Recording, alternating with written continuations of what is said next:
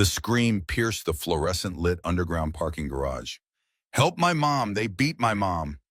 The little girl's desperate voice bounced off concrete walls as she clutched at her mother's limp form. Blood trickled from the woman's temple, her expensive suit now crumpled against the cold floor beside a luxury sedan.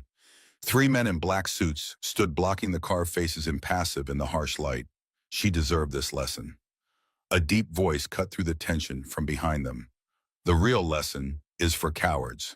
A man in maintenance coveralls stepped forward, his toolbox making a definitive thud as he set it down. He removed his work gloves deliberately, revealing scarred hands and eyes cold as steel. In 5 seconds, all three assailants were on the ground, their bodies crumpled in awkward angles, expressions frozen in confusion about what had just happened. The maintenance worker knelt beside the injured woman, his movements precise and practiced. "Stay calm. I know how to stop the bleeding." His fingers expertly applied pressure to the wound, his other hand reaching for supplies from his toolbox with practiced efficiency. The little girl watched tears streaming down her face. "Mommy, wake up." When the man looked up, face glistening with sweat, the injured woman's eyes fluttered open momentarily. Recognition flickered across her features. That man was Ethan Ward, 38 years old, former head of internal safety at Grant Tech Corporation, the very company where Sophia Grant served as CEO. The very same Sophia Grant who had terminated his employment 2 years ago after a workplace accident. The very same Sophia Grant who now lay bleeding in his arms. Ethan hadn't hesitated when he heard the child's cry. His military training had kicked in automatically, assess, act, protect. 8 years as a Navy SEAL had hardened his instincts, particularly in rescue operations and battlefield medicine. He transferred those skills to the corporate world until that fateful day when following protocol would have meant letting someone die. 2 years ago, the explosion had rocked the east wing of Grant Tech's manufacturing plant. Alarms blared as smoke filled the corridors. Protocol dictated securing the prototype equipment, first millions in proprietary technology at risk. But Ethan had heard the screams. A technician trapped beneath collapsed shelving flames approaching. The division head had barked the order. "Secure the prototypes, we'll come back for him." Ethan had ignored the command, rushing instead toward the screams. He dragged the technician to safety, suffering burns on his hands in the process. The man lived. The prototypes were destroyed. The cost $7 million in equipment, 3 months of research data. The termination paper had landed on his desk the next morning. Sophia's signature at the bottom, her words still clear in his memory. "Safety is about protocols, not personal heroics, Ward. We can't retain employees who can't follow the rules." Ethan's response had been quiet but firm. "Safety is about people, not paperwork. Someday you'll understand that."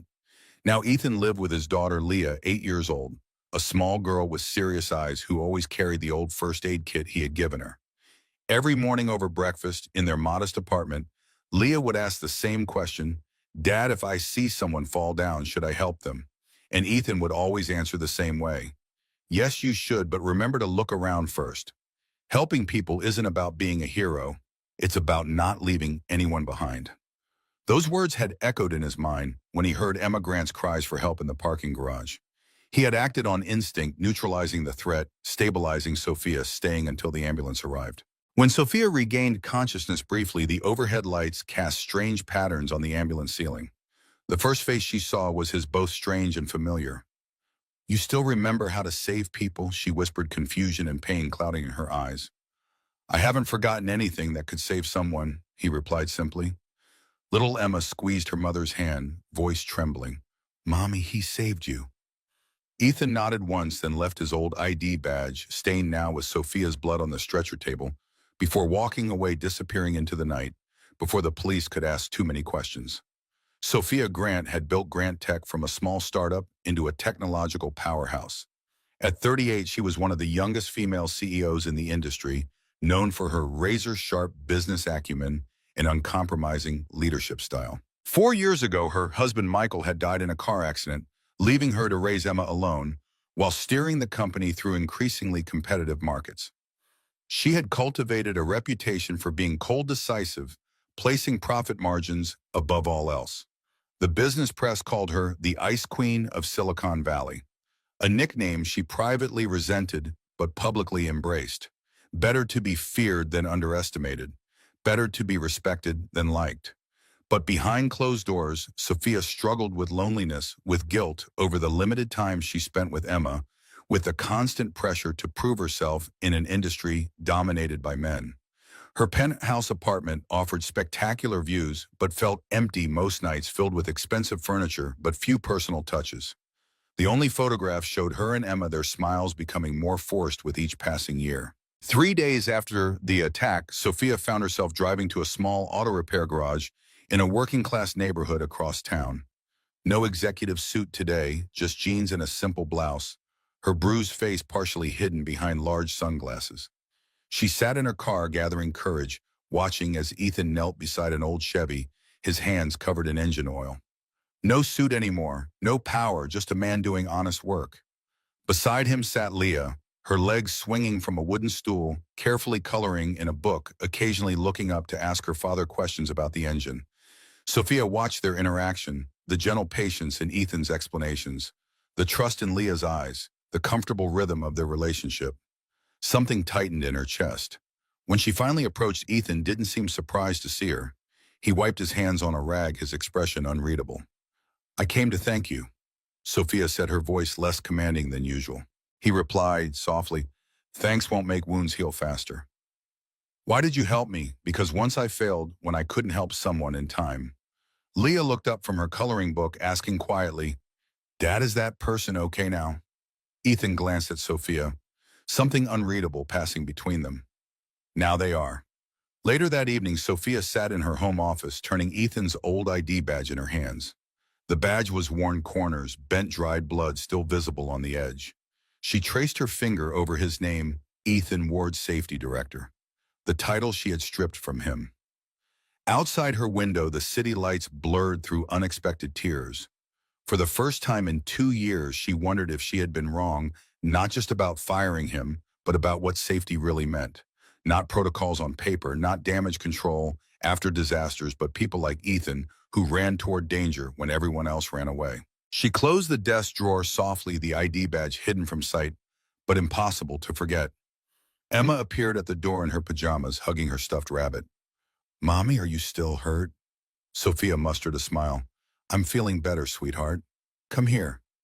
Emma climbed onto her lap, careful to avoid the bandage on her mother's temple. "Did the bad men want to hurt you because you're the boss?" The question stunned Sophia. She'd been asking herself the same thing, reviewing security footage, wondering why 3 professional-looking men had targeted her specifically. It hadn't felt like a random attack or robbery attempt. Nothing was stolen. It felt like a message. "I don't know, sweetie, but the police are looking into it. That man who helped us, he used to work for you." Sophia hesitated. "Yes, a long time ago." Emma's eyes, so innocent yet perceptive, locked onto hers. "Then why did he help?" The question hung in the air, challenging all of Sophia's assumptions about human nature, about business, about the walls she'd built between herself and others. The next morning, Sophia returned to the garage with coffee and pastries. Ethan looked up from under the hood of a Mustang, surprise briefly crossing his features, before his expression returned to neutral. "I looked into your file," Sophia said, setting the coffee on a nearby workbench. "The accident that got you fired, you saved someone's life that day and broke company protocol doing it. The protocol was wrong." He wiped his hands on a rag, finally meeting her eyes. "You signed the termination paper yourself." "I know," her voice cracked slightly. "I know I did." Leah peeked around the corner of the garage office, then ran over with a bright smile. "Dad, is this the brave lady you saved?" Sophia knelt down to Leah's level, wincing slightly from her injuries. "Your dad's the brave one, sweetie." "I know," Leah beamed. "He saves everybody. He was a soldier before, and he showed me how to make bandages and stop bleeding and everything." Sophia glanced up at Ethan, who shrugged. "She asks a lot of questions. I figure better to teach her than have her learn the wrong way." "She's what, 7, 8, Ethan corrected. "Old enough to know how to help if she needs to." Watching Ethan with his daughter Sophia felt something shift inside her.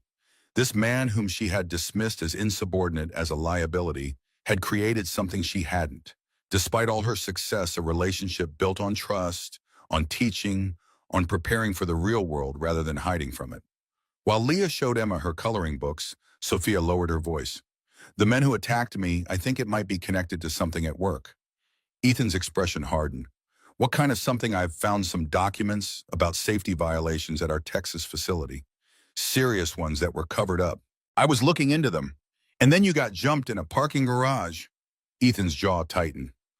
Convenient timing. I need to know more about what happened 2 years ago. The real story, not what's in the official report. Why ask me? You made it clear my perspective wasn't valuable. Ethan's words cut deep, but Sophia pressed on. Because I think I made a mistake. And I think there might be more mistakes I don't even know about.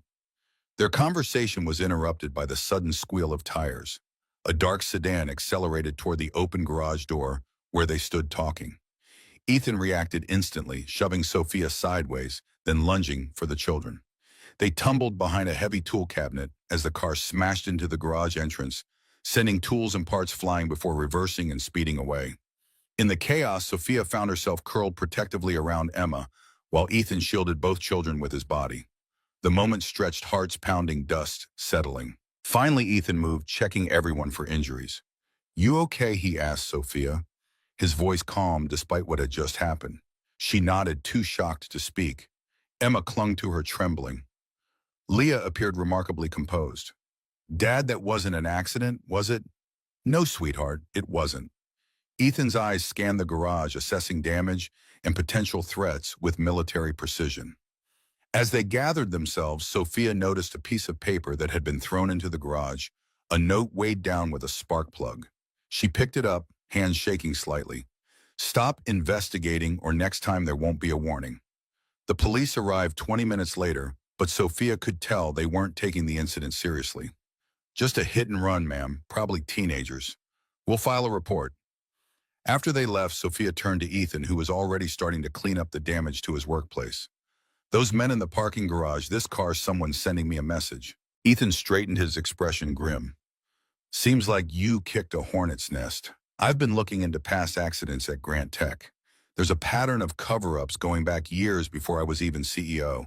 Something about the Texas plant explosion didn't add up. The same explosion that had cost Ethan his job." Ethan's eyes narrowed. What exactly didn't add up? Sophia hesitated, then decided to trust him completely.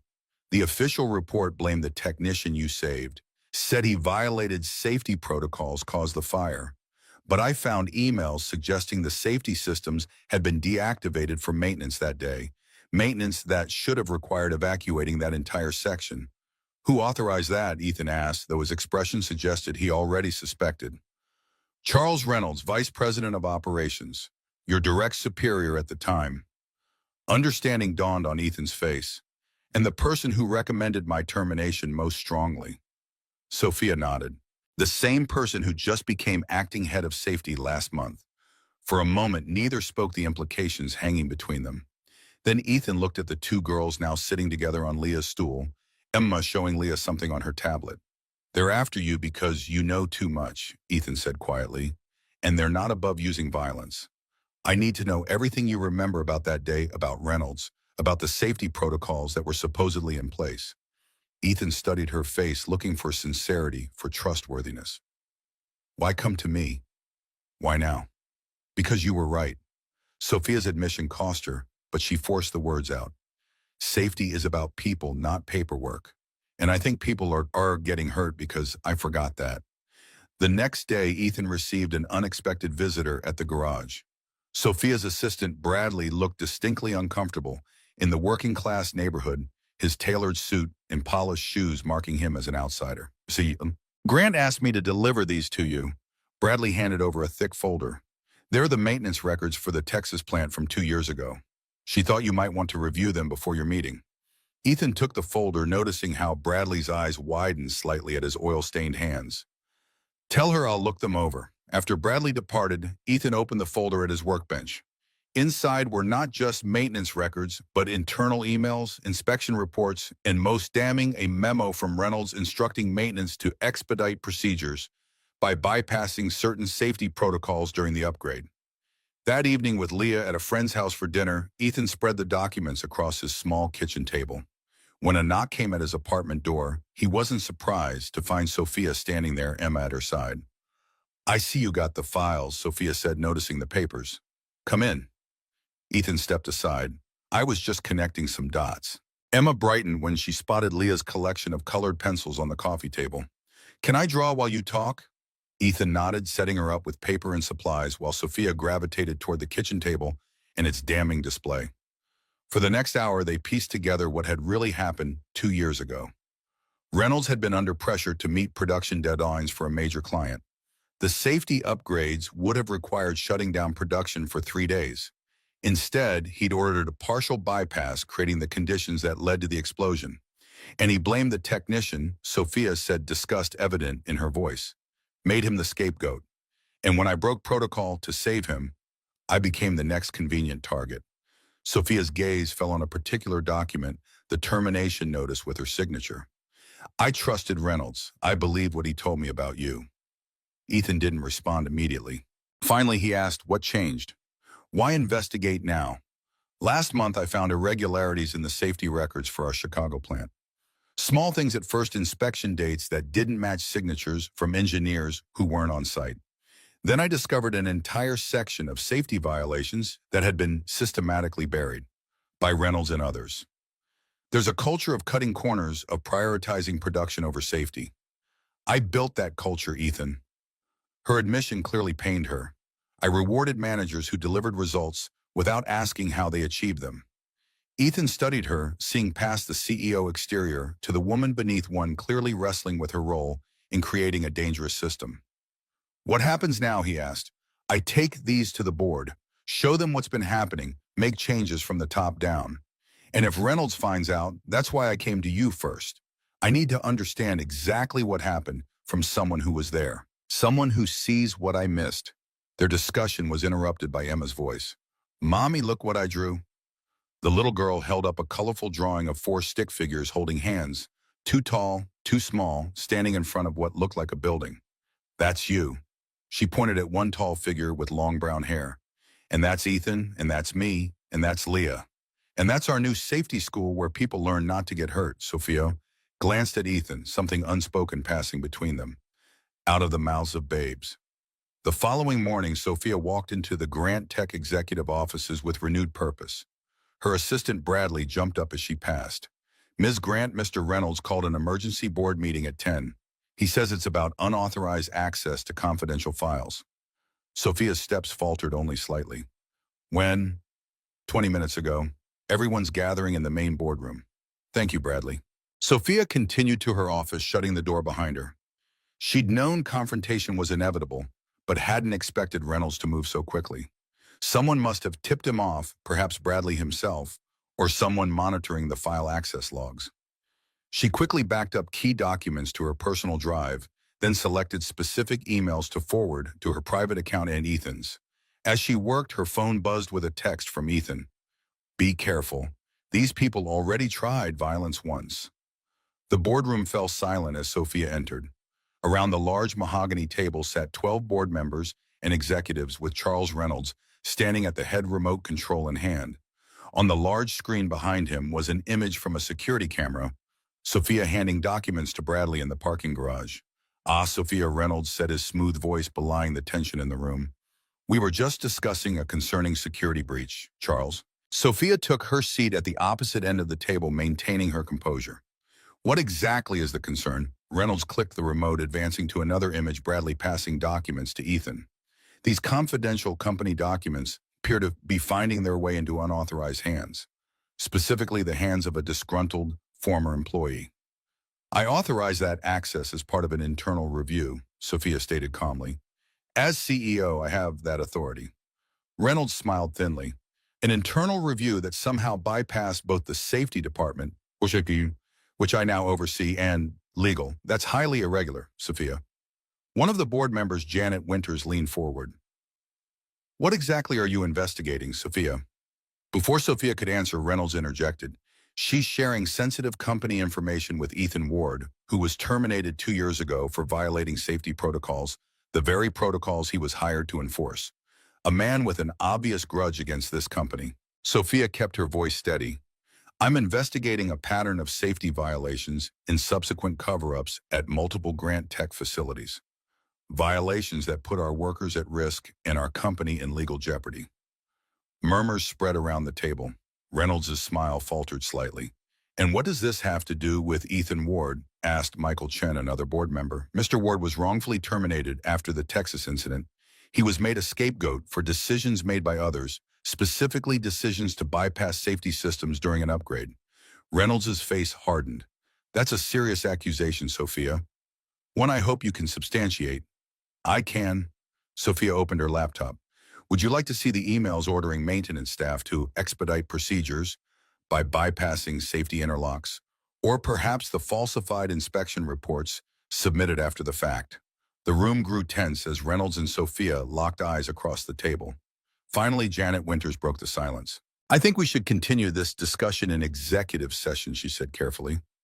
Charles, Sophia, please give us the room. Outside in the hallway, Reynolds cornered Sophia by the water cooler. You're making a serious mistake, he hissed. You have no idea what you're meddling with. I know exactly what I'm doing, Charles. Cleaning up my company. His expression darkened. Your company. Don't forget who brought you in, who mentored you, who made you. You didn't make me, Charles. You used me. There's a difference, she stepped closer. And if anything happens to me, any more accidents, everything I've found goes public instantly. For a brief moment, something dangerous flashed in Reynolds' eyes. Then he composed himself, straightening his tie. The board won't side with you on this. You're throwing away your career on a crusade. Maybe, but at least I'll be able to look at myself in the mirror. When they were called back into the boardroom 30 minutes later, Sophia could tell from the expressions that the discussion had been heated. Janet Winter spoke first. The board has some concerns about these allegations, she said carefully. We've decided to place both of you on administrative leave pending an independent investigation. Reynolds began to protest, but Janet held up her hand. This isn't negotiable, Charles. The claims are too serious to ignore, and we need objective eyes on this. During the investigation, neither of you will have access to company systems or facilities. As they left the meeting, Sophia felt strangely unburdened, despite the effect of suspension. She had finally taken a stand. Whether she won or lost, she'd done what was right. Her victory was short-lived. By evening, her corporate credit cards had been frozen, and security had escorted her from the building with only her personal belongings. When she arrived home, she found a notice that access to her company-owned apartment would be terminated within 48 hours, a clause in her contract she'd never anticipated needing to worry about. Emma looked up from her homework at the dining room table, sensing her mother's distress. What's wrong, Mommy? Sophia forced a smile. Just some work trouble, sweetheart. We might need to stay somewhere else for a few days. Like where I'm not sure yet. Sophia hadn't anticipated being effectively homeless. The corporate apartment had been part of her compensation package, and most of her liquid assets were tied up in company stock she couldn't currently access. Her phone buzzed with a text from an unknown number. Turn on the news. She grabbed the remote, switching to a local station. There on screen was her own face beneath the headline, Grant Tech CEO suspended amid allegations of corporate espionage. The reporter's voice filled the living room. Sources within Grant Tech confirm that CEO Sophia Grant has been placed on administrative leave following accusations that she shared confidential company information with a former employee. Charles Reynolds, Vice President of Operations, issued a statement expressing disappointment and assuring shareholders that operations will continue unaffected under interim leadership. Emma stared at the screen, then at her mother. Are they talking about Ethan? Is he in trouble too? Sophia turned off the TV, her mind racing. No, sweetheart. They're just trying to scare me. She scrolled through her contacts, considering options. Most of her friends were business associates, people who would now keep their distance to avoid career contamination. Hotels were an option, but with her accounts frozen, she'd need to rely on personal savings that would dwindle quickly. Her phone rang. Ethan. I just saw the news, he said without preamble. You okay? They've locked me out of everything, frozen my accounts, my building access. We have 48 hours to vacate the apartment. Do you have somewhere to go? Sophia hesitated. I'm working on it. A pause on the line. I have a pull-out couch. It's not fancy, but it's clean, and Leah would be thrilled to have Emma around. I couldn't impose. It's not imposing if it's offered freely. His voice softened slightly. You helped me see the truth. Let me help you stay safe while you fight for it. The next morning, Sophia and Emma arrived at Ethan's modest two-bedroom apartment with 2 suitcases and a box of essential belongings. The contrast with their luxury penthouse couldn't have been more stark worn, but clean furniture, family photos on the walls, books stacked on shelves made from cinder blocks and boards. It was small but unmistakably a home in ways her designer apartment never had been. Leah greeted them enthusiastically, immediately pulling Emma to see her room and toys. Sophia stood awkwardly in the living room, feeling entirely out of place.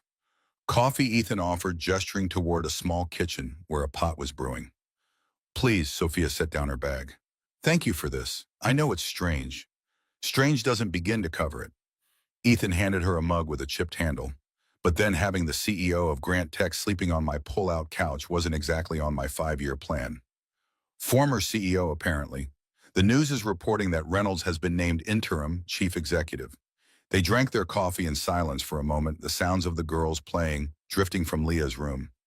I spent my whole life building that company, Sophia said finally, and it all disappeared in a day. Not everything. Ethan nodded toward the bedroom where Emma's laughter could be heard. You still have what matters most, and your integrity. That night, after the girls were asleep, Emma and Leah had insisted on a sleepover in Leah's room. Sophia sat on the pull-out couch that would be her bed, staring at her phone. The news had gotten worse. Not only had she been suspended, but Reynolds was now publicly suggesting that she had been working with Ethan to manipulate safety records as part of a planned lawsuit against the company. Her phone buzzed with texts from former colleagues, some expressing concern, others clearly distancing themselves from the fallout. Then came an email from Janet Winters. Be careful, Sophia. This goes deeper than you know. Watch your back. Ethan emerged from his bedroom dressed in sweatpants and a faded navy t-shirt. Can't sleep. Sophia shook her head. Janet Winters just warned me to watch my back. Smart woman. He sat in the armchair across from her. Reynolds isn't going to stop at character assassination. I never thought he'd go this far. I trusted him. Ethan studied her face. You've had a lot of illusions shattered this week. I've spent years thinking I was building something important. Now I'm not sure what I was building at all. Sophia looked around the modest apartment. Meanwhile, you lost your job, your income, your status, and somehow built something real. Don't romanticize struggle, Sophia. It's been hard. Really hard. After Karen died, I was lost for a long time. Taking care of Leah, trying to find work with a termination on my record. Some days I barely held it together. How did you, one day at a time, focus on what matters? Leah, teaching her, protecting her. The rest is just noise. His eyes met hers. You'll find your way through this too. The next morning, while Ethan was at work and the girls at school, Sophia used the quiet apartment to plan her next steps. She needed evidence that couldn't be buried or explained away. She needed to speak with the technician. Ethan had saved Marcus Rivera, now working for a competitor in Austin, according to social media. She drafted an email explaining the situation and asking for his account of what happened. His response came within an hour. I can't help you. I signed an NDA as part of my settlement. My family depends on that money. Sophia stared at the screen, another piece clicking into place. Reynolds had bought Rivera's silence. The question was, how many others had been similarly silenced? Her research was interrupted by a knock at the apartment door. Through the peephole, she saw 2 men in suits, not the ones from the parking garage, but with the same professional demeanor. Corporate security or private investigators, she guessed. She remained silent, not opening the door. Ms. Grant, we know you are in there, one called through the door. We just want to talk about your situation.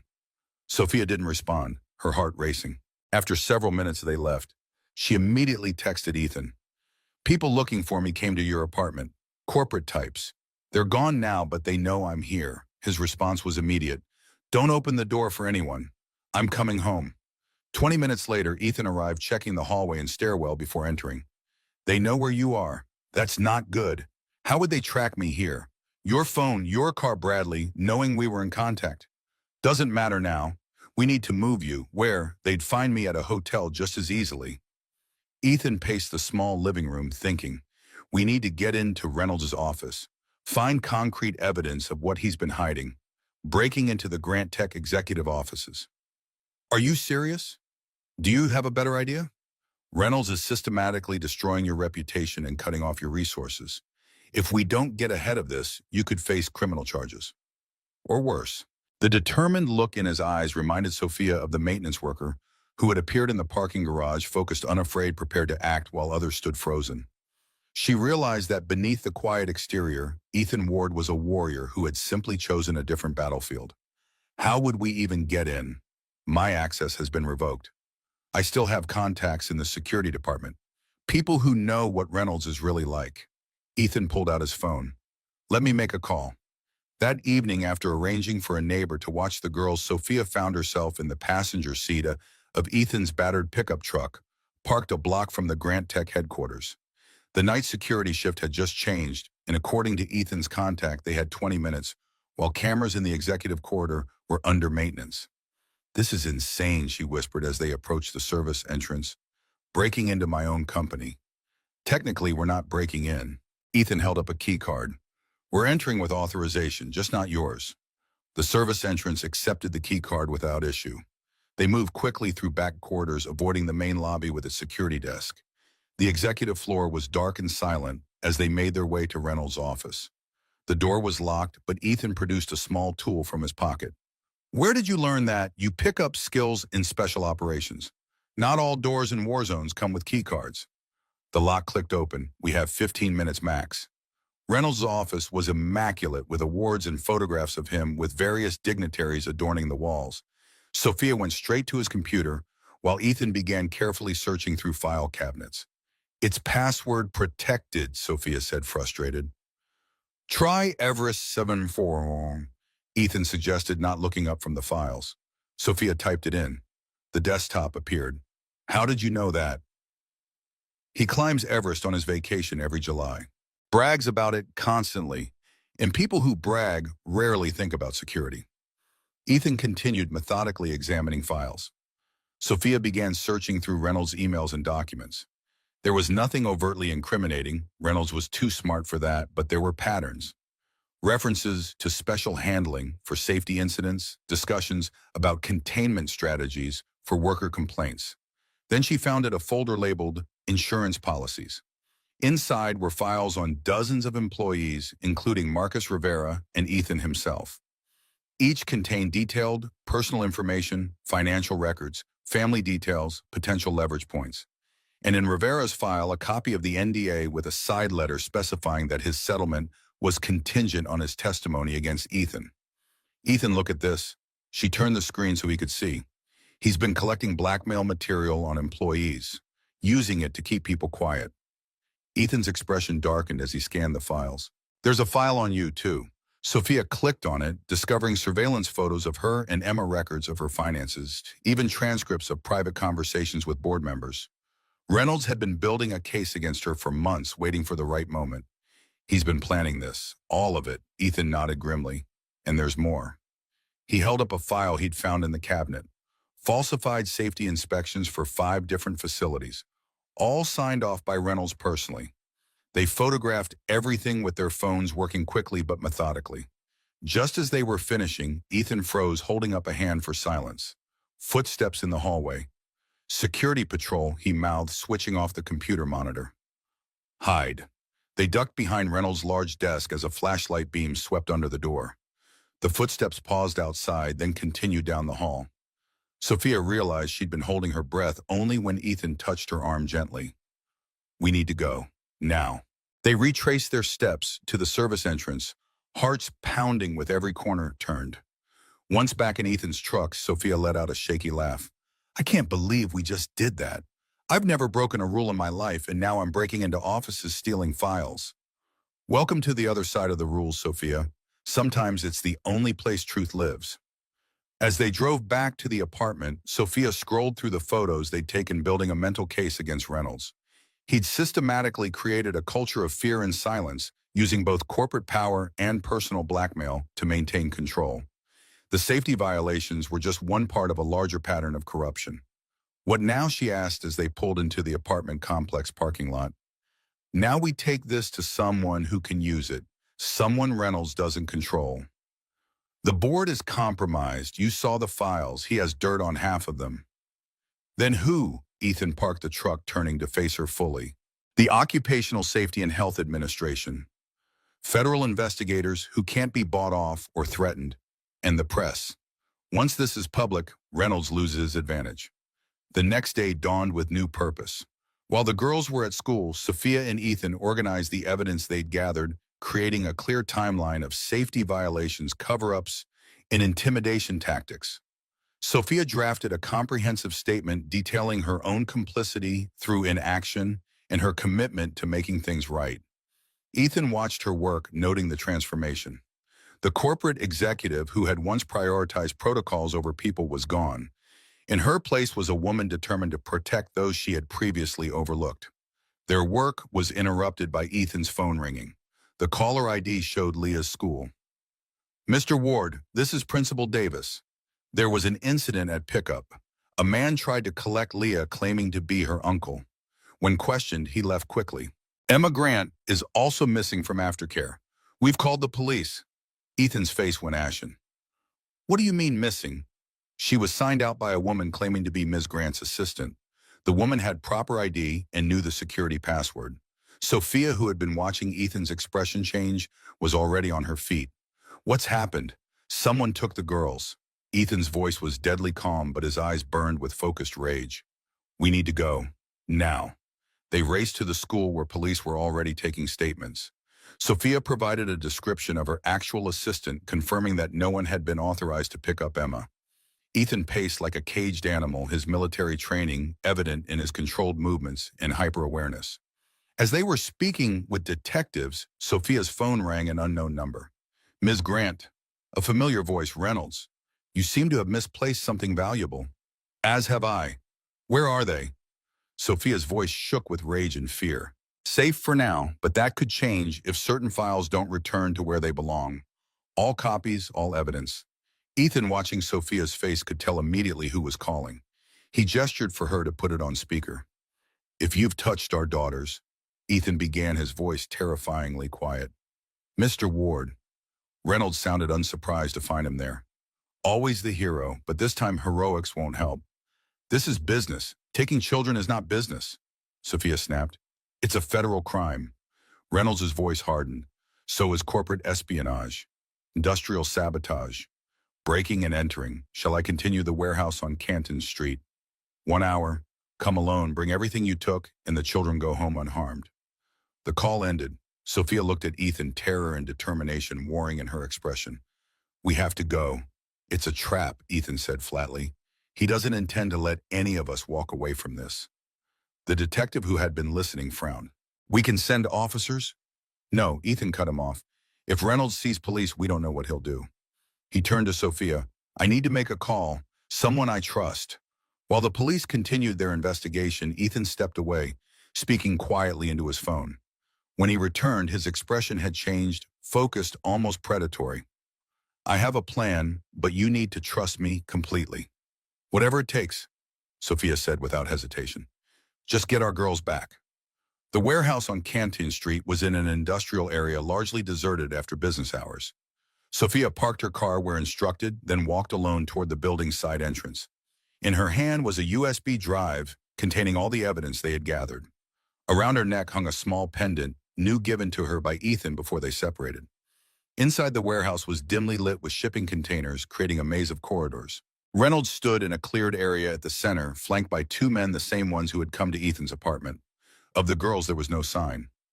"Where are they?" Sophia demanded, stopping several yards away. Reynolds smiled thinly. "Safe. Show me what you brought." Sophia held up the USB drive. "Everything we took from your office."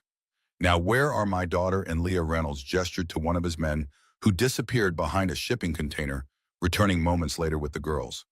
Emma and Leah looked frightened but unharmed, holding hands tightly. Leah's expression brightened slightly when she saw Sophia, but Emma began crying. "Mommy, it's okay, sweetie," Sophia called, fighting to keep her voice steady. "Everything's going to be fine." Reynolds extended his hand. "The drive." Sophia hesitated. "How do I know you won't hurt us once I hand this over?"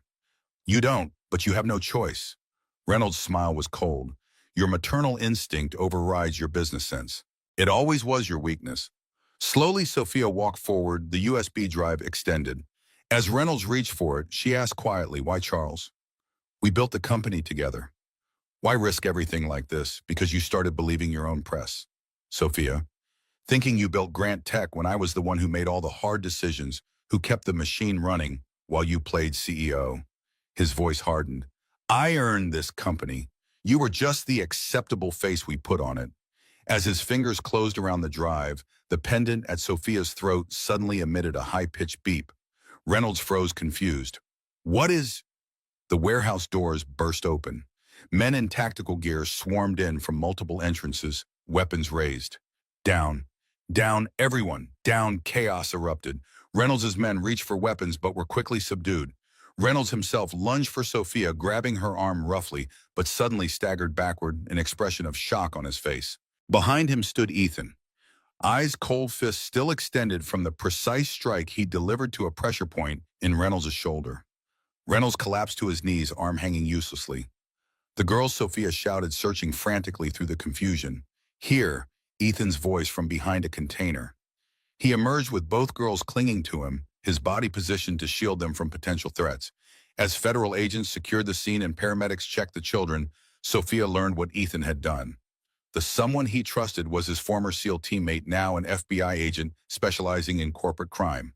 The pendant had contained a tracking device and microphone broadcasting Reynolds' confession to agents surrounding the warehouse. Hours later, after statements had been given and the girls were finally asleep in Ethan's apartment, curled together on Leah's bed like sisters, Sophia sat on the couch beside Ethan, emotionally exhausted. How did you know to call the FBI? That they'd believe you? Ethan shrugged slightly. I didn't know for sure, but Jake, my teammate, he's been investigating corporate safety violations for years. When I told him what we found, he already had a file on Reynolds. We just gave him the final pieces. You risked everything. Sophia's voice was quiet in the dimly lit room. Your freedom, your daughter, so did you. His eyes met hers. When it counted, you chose people over power. That's all that matters in the end. In the silence that followed, something shifted between them. Understanding, respect, perhaps something more. Two people from different worlds who had found common ground in the most unlikely circumstances. The next morning, while the girls ate breakfast, the news broke. Grant Tech executive arrested in kidnapping corruption scandal. Reynolds' face filled the screen, being led away in handcuffs. The reporter detailed allegations of safety violations, witness intimidation, and most recently the kidnapping of 2 children in an attempt to silence whistleblowers.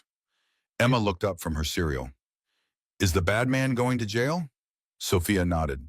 Yes, sweetheart. He can't hurt anyone anymore. Leah considered this seriously. Dad says sometimes people forget what's important until something bad happens to remind them. Ethan ruffled his daughter's hair affectionately. Pretty wise for 8 years old, huh? Sophia watched them, this man who had lost everything yet somehow maintained his integrity, his daughter who carried first aid supplies and wisdom beyond her years. She thought of her own life, the success that had come at the cost of so much else. The company she might never return to, the reputation that might never recover. As if reading her thoughts, Ethan said quietly, What will you do now? Before she could answer, Emma spoke up. Can we make that safety school now? Like in my picture, Sophia and Ethan exchanged surprised glances. What safety school, sweetie? Sophia asked. Emma rolled her eyes in the way only children can. The one where Ethan teaches people how not to get hurt at work. And you can teach the bosses how to be good bosses. Out of the mouths of babes, Ethan murmured, echoing their earlier conversation. Sophia felt something stir within her. Possibility, purpose, redemption. A chance to rebuild not just her life, but something meaningful. Something that put people first. I think that's a wonderful idea, she said, her gaze meeting Ethan's. If Mr. Ward is interested in a new partnership. Ethan's expression was unreadable for a moment. Then a small smile tugged at his lips. I might be. Depends on the terms. As the girls cleared their breakfast dishes, chattering about what the safety school might look like, Sophia felt a weight lifting.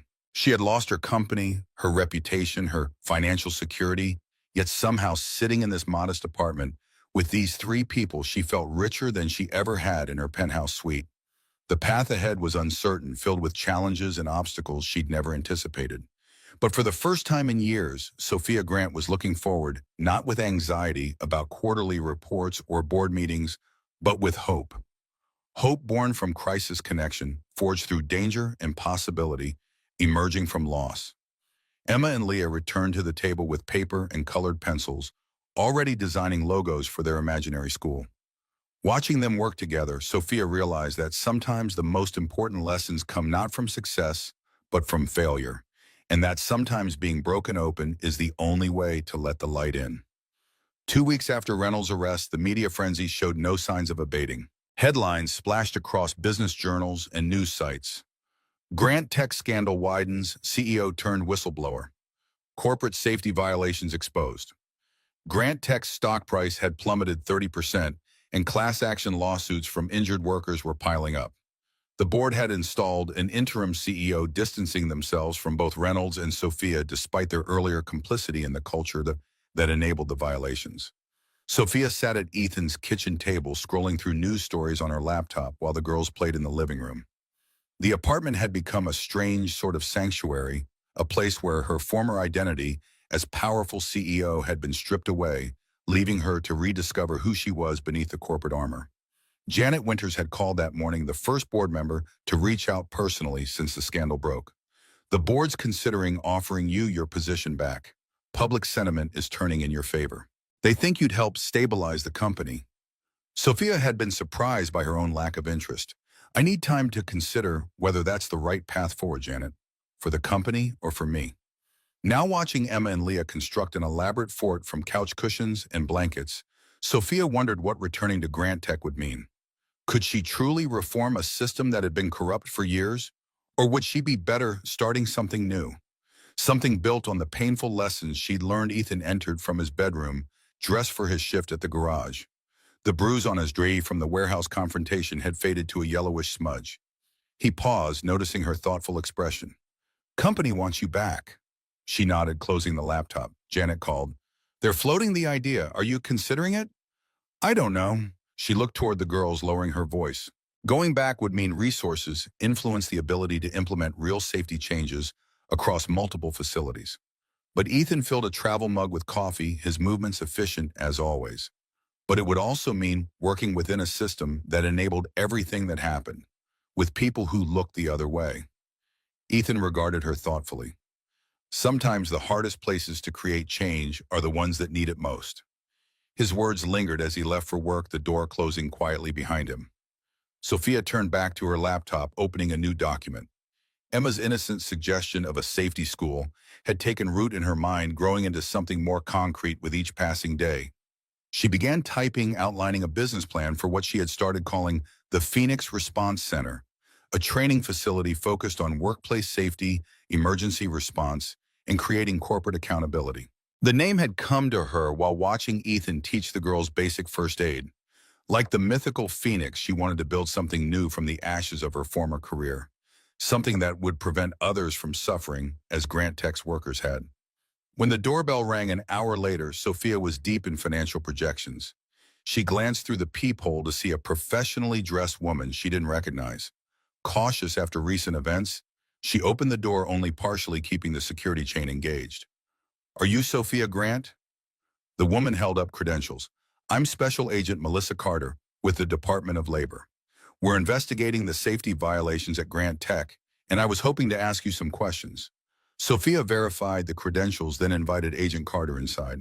For the next hour, she detailed everything she had discovered: the falsified inspection reports, the intimidation of employees who reported violations, Reynolds' elaborate system of cover-ups, and blackmail. Agent Carter took meticulous notes. This is consistent with what we're hearing from other witnesses, but most are still afraid to go on record. Your testimony will be crucial if we want these cases to stick.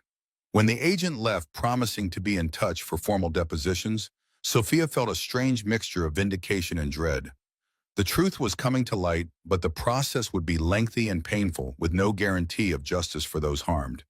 That evening, Ethan returned from work with a surprise visitor, Marcus Rivera, the technician he had saved from the explosion 2 years ago. The young man stood awkwardly in the doorway, hat in hands. I saw the news, he said, eyes darting between Sophia and Ethan. About Reynolds, about what really happened. I should have spoken up sooner. Ethan shook his head. You had your family to think about. Rivera's shoulders slumped. They paid me to lie about what happened. Made me say I violated protocol when really they had disabled the safety systems for that maintenance shortcut. Then they made me testify against you, Mr. Ward. Said they'd take back the settlement if I didn't. Sophia felt a surge of anger, not at Rivera, but at the system that had forced this impossible choice on him. No one should have to choose between telling the truth and feeding their children. I want to make it right, Rivera continued. I'm ready to testify about what really happened, about how Mr. Ward saved my life when everyone else was worried about the equipment. His testimony would be invaluable for the investigations, but Sophia recognized the risk he was taking. You might lose your settlement. Are you prepared for that?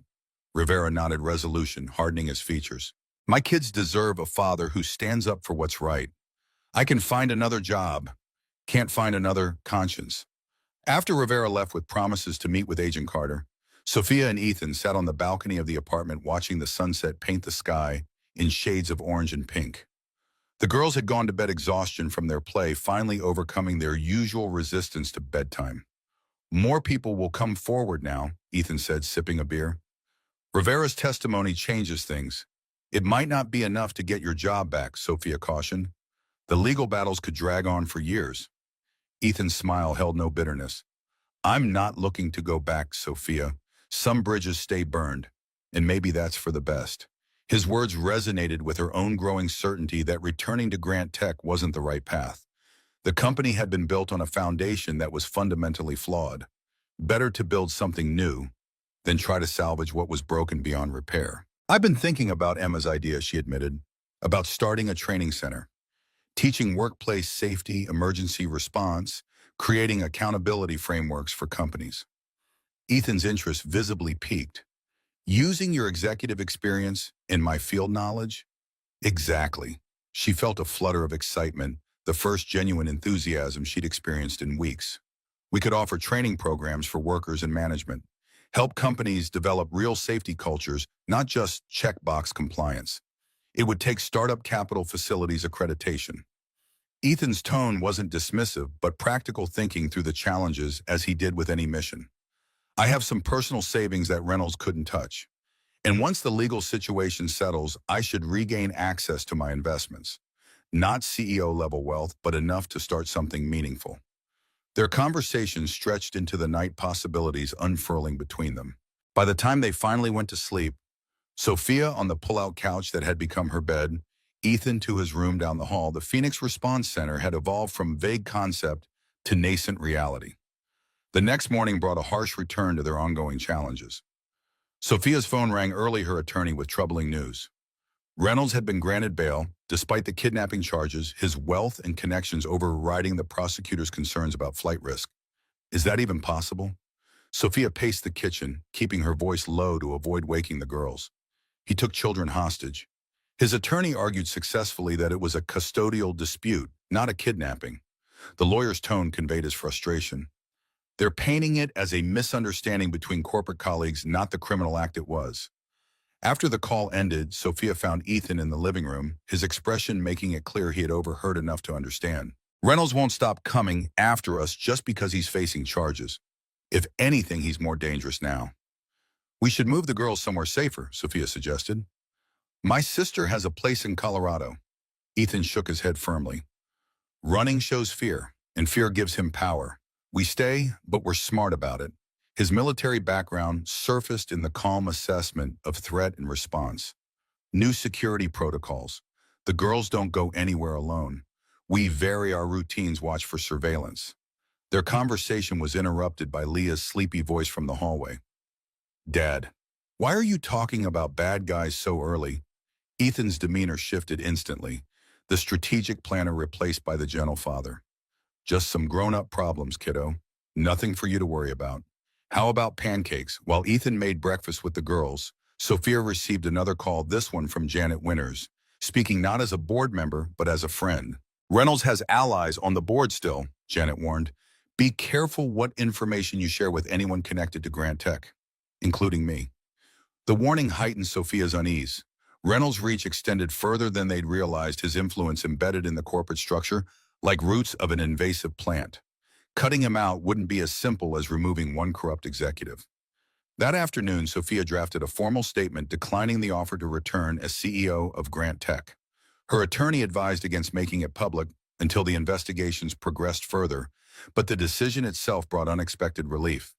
She was choosing a different path forward, one aligned with her evolving values rather than her former ambitions. While the girls were at school the next day, Sophia and Ethan visited potential locations for the Phoenix Response Center. Most were well outside their price range, but a small building in a working-class neighborhood caught their attention, formerly a community center, now vacant and in need of renovation. The owner, an older man named Frank Martinez, recognized Ethan immediately. "You fixed my daughter's car last month. Wouldn't take full payment when you found out she was a single mom." Ethan shrugged, uncomfortable with the recognition. Just did what made sense. Frank studied them both clearly, connecting Ethan with the Sophia Grant he'd been seeing on the news.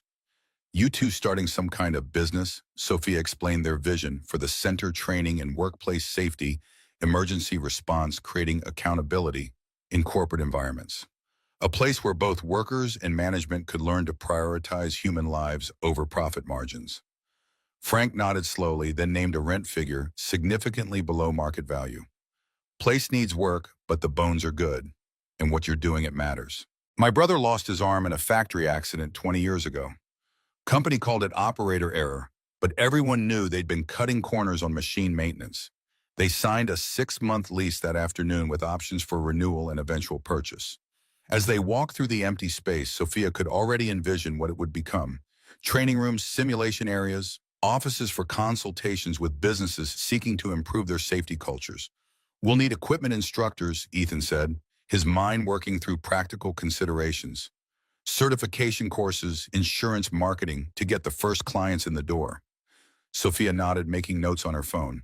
"And we'll need to develop relationships with regulatory agencies, legal experts in workplace safety, medical professionals who can teach advanced first aid." The project energized them both, providing focus amid the ongoing stress of investigations and legal proceedings. Each brought different strengths to the partnership. Sophia's business acumen and corporate connections balanced by Ethan's practical experience and integrity. Together, they created something neither could have built alone. The girls proved equally enthusiastic, spending hours after school, drawing logos and making signs for the center. Emma's artistic talent emerged in colorful depictions of people helping each other, while Leah contributed practical ideas about what kids should learn about first aid. "We could have classes for children too," Leah suggested one evening as they all worked on plans at the kitchen table, "so they know what to do in emergencies."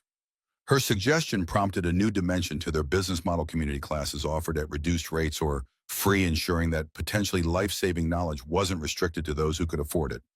As renovation on the building began, funded by Sophia's remaining savings, the first real obstacle emerged. Their application for business permits was mysteriously delayed, caught in bureaucratic limbo, despite meeting all requirements.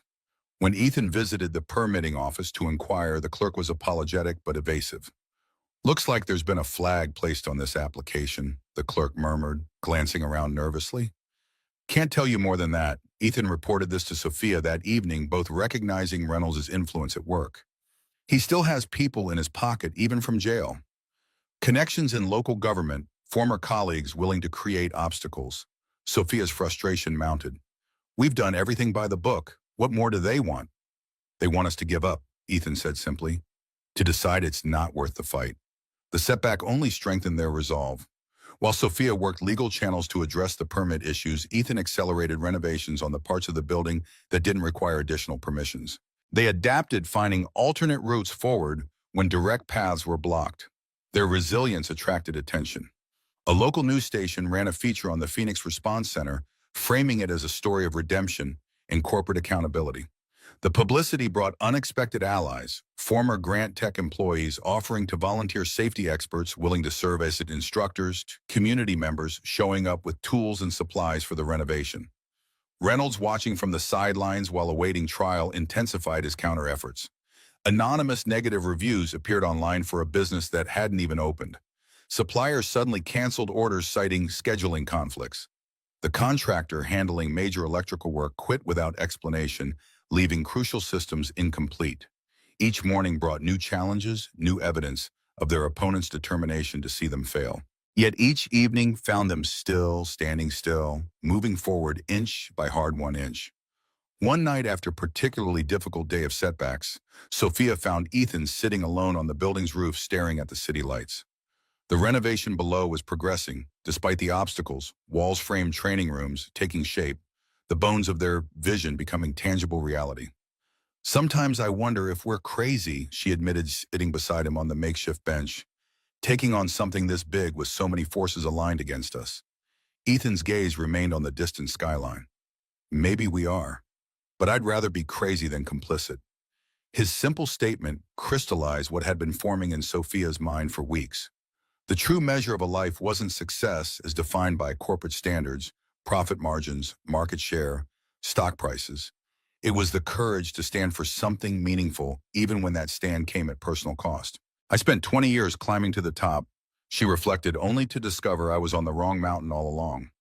Ethan turned to her, then really seeing her perhaps for the first time, not as the CEO who had fired him, not as the whistleblower who had exposed corruption, but as a woman finding her own truth amid the wreckage of her former certainties.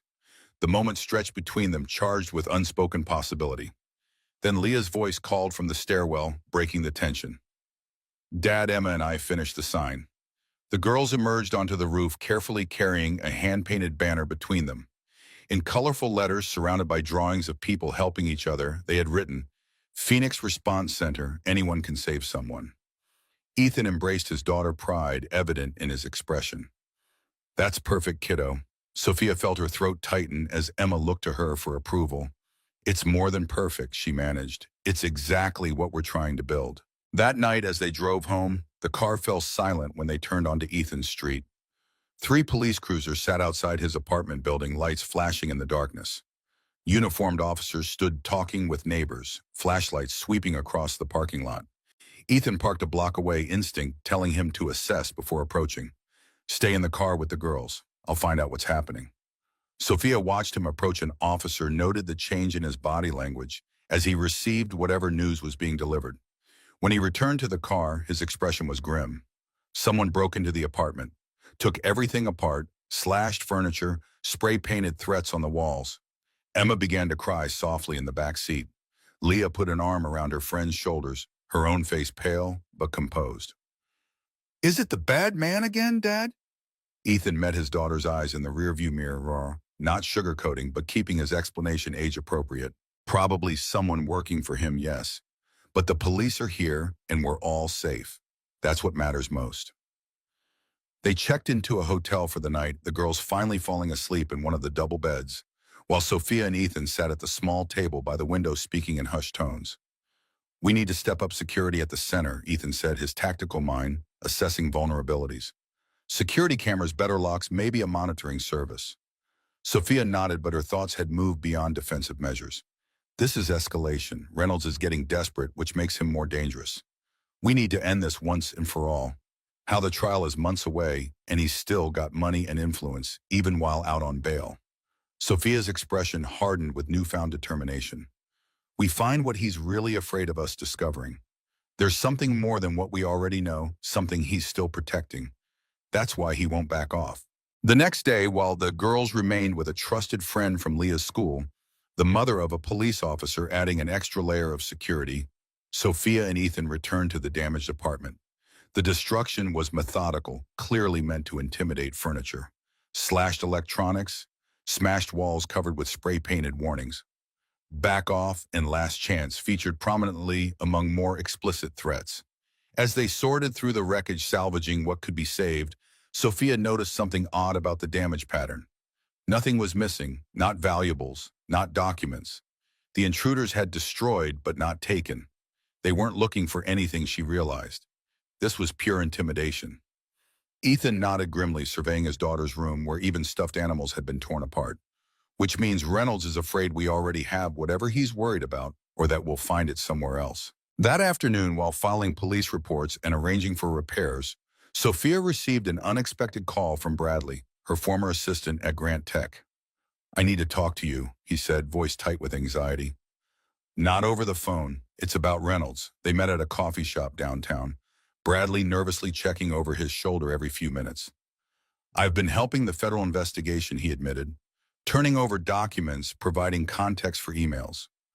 Reynolds found out somehow. Sophia felt a chill. Has he threatened you? Bradley's laugh held no humor. Directly, no. But my sister's car brakes failed yesterday. Mechanics said the line had been cut. Then this morning, my apartment door had a red X painted on it. The pattern was clear. Anyone helping build the case against Reynolds was being targeted with escalating levels of intimidation. She had to end this before someone got seriously hurt. What do you know that has him so worried? Sophia pressed. There must be something specific he's trying to keep buried. Bradley hesitated, then slid a USB drive across the table. Engineering reports from the Texas plant. Not just about the explosion, but about design flaws in the medical devices manufactured there. Flaws that Reynolds knew about, but didn't disclose to regulators. He was cutting corners to meet production targets, and people died. As a result, Sophia stared at the small device, understanding its significance. This wasn't just about workplace safety violations anymore. This was knowing willful negligence that had led to fatalities among consumers, a criminal offense with much heavier penalties than what Reynolds currently faced. How many people, she asked, voice barely above a whisper. At least 17 deaths that I know of, Bradley replied. Maybe more that haven't been connected yet. Reynolds buried the reports, paid off the families with NDAs, recalled products quietly under different pretexts. Sophia pocketed the drive, her mind racing. This evidence would ensure Reynolds faced justice, but it also significantly raised the stakes. If he'd gone to such lengths to hide these deaths, there was no line he wouldn't cross to protect himself now. Be careful, Bradley warned as they parted. He's not just fighting for his reputation anymore. He's fighting to stay out of prison. When Sophia shared the new information with Ethan that evening, they both recognized the gravity of what they'd uncovered. This goes to the Department of Justice immediately, Ethan said, and we need to completely rethink our security precautions. They relocated temporarily to a small house outside the city belonging to Ethan's former SEAL teammate Jake. The rural property offered strategic advantages, limited access points, clear sight lines, distance from neighbors who might be manipulated or endangered. The girls adapted to the change with remarkable resilience, framing it as an adventure rather than a retreat. Jake's house had a large backyard where they could play safely, and the break from city routine provided welcome distraction from recent stresses. Sophia and Ethan took turns driving into the city to oversee continued renovations at the Phoenix Center, never establishing a predictable pattern that could be tracked. The USB drive and its damning contents had been turned over to federal prosecutors, adding new charges to Reynolds' case and eliminating the possibility of a lenient plea deal. Despite their precautions, an undercurrent of tension remained. Reynolds had gone silent, no new threats, no interference with the center's progress, no suspicious incidents.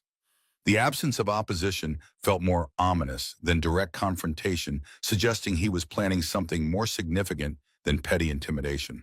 We need to draw him out, Ethan said one evening as they reviewed security footage from the center. Force him to make a move on our terms, not his. Sophia considered the strategy, recognizing its roots in military tactics. What did you have in mind? I'd announce the center's opening. Make it a public event, media coverage, the whole works. Make it look like we're claiming victory. It would provide the perfect opportunity for Reynolds to strike, but also allow them to prepare to control the environment to be ready for whatever he attempted. A calculated risk, but potentially their best chance to end the stalemate. They spent the next week laying groundwork, informing trusted law enforcement contacts, installing additional security measures at the center, planning for every contingency they could imagine. The announcement went out. The Phoenix Response Center would officially open its doors the following Saturday with demonstrations of workplace safety techniques, first aid training, and presentations on corporate accountability. Media response was immediate and enthusiastic, framing the center as a phoenix rising from the ashes of corporate corruption. Several prominent business leaders announced their attendance, eager to associate themselves with the positive narrative of reform and responsibility. Even Janet Winters confirmed she would be there, representing a faction of the Grant Tech Board interested in rebuilding the company's damaged reputation. The night before the opening, Sophia found herself unable to sleep. She sat on the porch of Jake's house, wrapped in a blanket against the autumn chill, stars brilliant above in the rural darkness. Tomorrow would either mark the beginning of a new chapter or bring a final confrontation with the man who had once been her mentor and was now her most dangerous adversary. Ethan joined her silently, offering a mug of tea before taking the chair beside her. You should be resting. Big day tomorrow. My mind won't stop racing, she admitted, planning for everything that could go wrong. That's normal before a mission, he assured her. The key is not letting it paralyze you. They sat quietly for a while, the silence comfortable between them. Over the past weeks, their relationship had evolved from reluctant allies to genuine partners, developing a rhythm and understanding that neither had anticipated. What happens after tomorrow? Sophia finally asked, giving voice to the uncertainty that had been growing alongside the center itself. Assuming everything goes as planned and Reynolds is finally contained. Ethan considered the question carefully. We build something that matters, something that helps people, something that reminds us why we started this in the first place. His answer was simple yet profound, focusing not on obstacles but on purpose. It reminded Sophia of what had drawn her to this path despite its difficulties, the chance to create something meaningful, something that put human welfare above profit margins and corporate hierarchies. In battle, Ethan continued, his voice soft in the darkness. Fear is a luxury you can't afford. When things get worse, instinct and training take over. Tomorrow, whatever happens, we'll be ready. His quiet confidence steadied her, as it had throughout their unlikely partnership. Whatever came next, Reynolds' final play, the center's future, their own evolving relationship, they would face it together with clear purpose and mutual trust. The morning of the opening dawned clear and crisp sunlight streaming through the Phoenix Center's newly installed windows. Sophia and Ethan arrived early, overseeing final preparations, while security teams conducted thorough sweeps of the building and surrounding area. The girls remained at Jake's house, safely distanced from potential danger, though they had extracted promises to be brought to the center once the event concluded successfully. By 10 o'clock, the center hummed with activity. Local media set up cameras near the small stage where Sophia would deliver opening remarks. Community members began to arrive along with business representatives and safety professionals curious about the new initiative. Plainclothes officers mingled with the crowd, alert for any sign of Reynolds or his associates. At precisely 11, Sophia stepped up to the microphone, Ethan standing supportively nearby. She looked out at the gathered faces, some familiar, some new, all representing the community they hoped to serve. Welcome to the Phoenix Response Center, she began, her voice steady despite the undercurrent of tension. We founded this center on a simple belief that every person deserves to return home safely at the end of their workday. That no profit margin is worth a human life. That accountability isn't just a corporate buzzword, but a moral imperative. As she spoke, Ethan scanned the crowd continuously, hyper-aware of every movement, every unfamiliar face. The moment felt balanced on a knife's edge, triumph and threat equally possible in the minutes ahead. What neither of them had anticipated was the form Reynolds' revenge would take, or how quickly their carefully laid plans would be tested in fire and chaos. The explosion ripped through the center's main electrical panel just as Sophia finished her opening remarks. Sparks cascaded from the ceiling, followed by a deep concussive boom that shook the foundation. The crowd erupted in panic, bodies pushing toward exits as smoke began filling the main hall. Ethan's training kicked in instantly. Evacuation first. He grabbed the microphone from Sophia. Everyone moved calmly toward the exits. This is not a drill. Security personnel began directing the frightened attendees while Ethan pulled Sophia away from the stage. His eyes scanned for the source of the detonation, already calculating that this was too precise to be accidental. The main doors are clear, Sophia shouted over the noise. What about the back offices? We checked them together. Stay close.